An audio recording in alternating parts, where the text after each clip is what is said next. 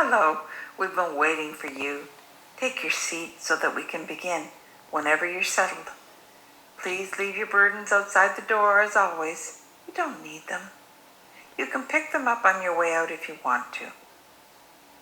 As usual, I remind you that all the rights to my book and to my presentation are reserved. Are you ready? Are you comfortable? This is chapter 21, Uprooting.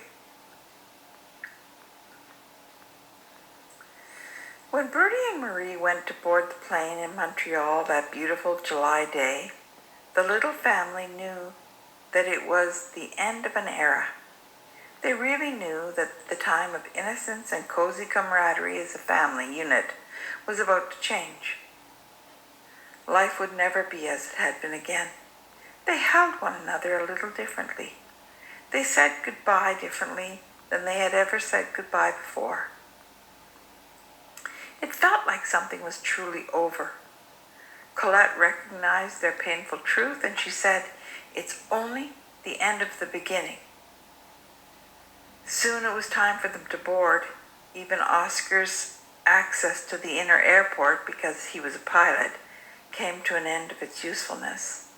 As the young people went through the checkpoints and boarded the plane, they looked back at people who strained to get one more glimpse to hold within their hearts.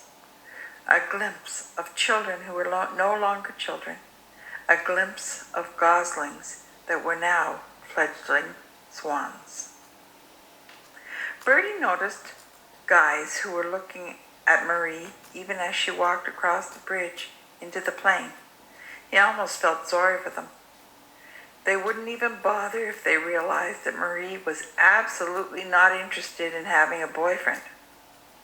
One of the guys on his hockey team had once asked what was wrong with her, suggesting something off base, and Bertie just told him that she has high standards and you just don't qualify, Barry. Bertie chuckled and remembered how she had threatened to break their lips if they did not stop trying to kiss her. He remembered that Barry had been one of the offending parties. He thought Marie was gorgeous. He would be hurt to know that Marie did not think of Barry at all. They found their seats and they settled in for the flight, but Bertie was too keyed up to sleep. This was his first trip to France, and as much as he'd always wanted to see France, he certainly had not imagined leaving Marie there to fend for herself. Leaving Marie alone in Paris felt wrong. It went against everything he had ever felt about being a brother. The problem was that the final order had come directly from Marie herself, and she had stolen his role as protective sibling. She was certain that she was right, and no amount of arguing had worked to convince her otherwise. She said that she was right this time, and that he had to accept it. Then she played her final card. She told him to believe in her. Bertie realized that Marie was suffering too. The edge of her thumb was red and raw. She only did that when she was really upset. She had done it the night after the private investigator had visited and threatened to put Papa in jail. The time before, she had done it when she was waiting for her final piano exam for her grade 8 piano, until Maybelle saw it, and she got the pharmacist in their group, the man they called the swashbuckler, to bring over some foul-tasting stuff that Mama painted on Marie's thumb to make it heal. It healed, and Marie excelled at her piano exam, as everyone knew she would. She had never chewed the thumb raw again, until now. Bertie knew that meant that she was not as easy-breezy about this adventure as she was pretending to be. She needed his protection, and she didn't even realize it. Bertie was not happy about this so-called compromise, and he hadn't really had a say about it in the end. The whole community of Christmas dinner people had been at the airport to say goodbye, and they were all talking about next summer. Bertie felt like saying that it was easy for them to say. They wouldn't see her on holidays. But he wouldn't see her in the morning and at night, every weekday, and on Saturdays and Sundays when they usually did stuff. He wouldn't have her to study with, and she wouldn't have him either when the guys were being jerks. She thought she could handle anything, but she had no idea how many times he had stood behind her silently when someone was giving her guff.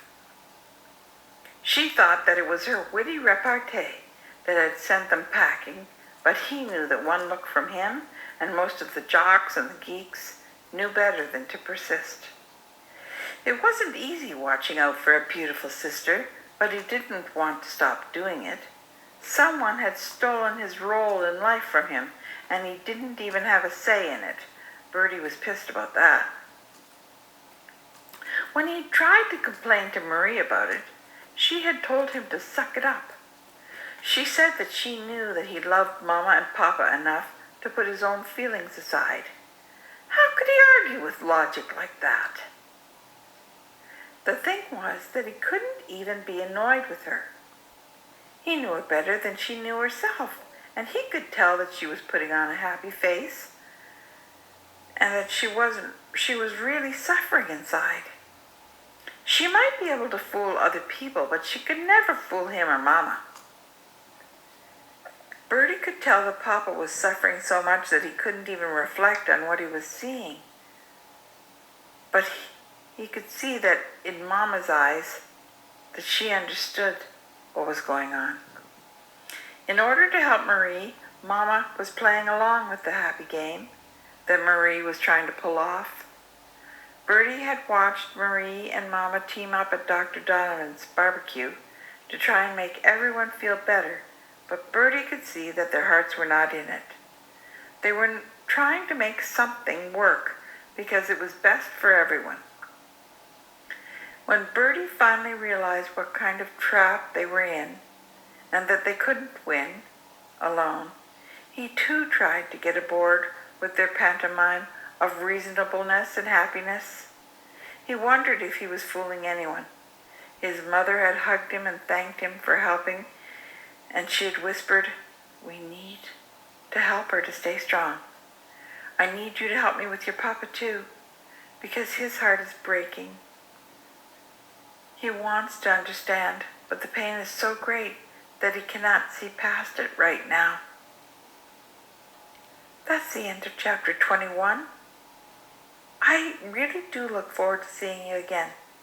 Please come back for chapter 22. It's called Landings.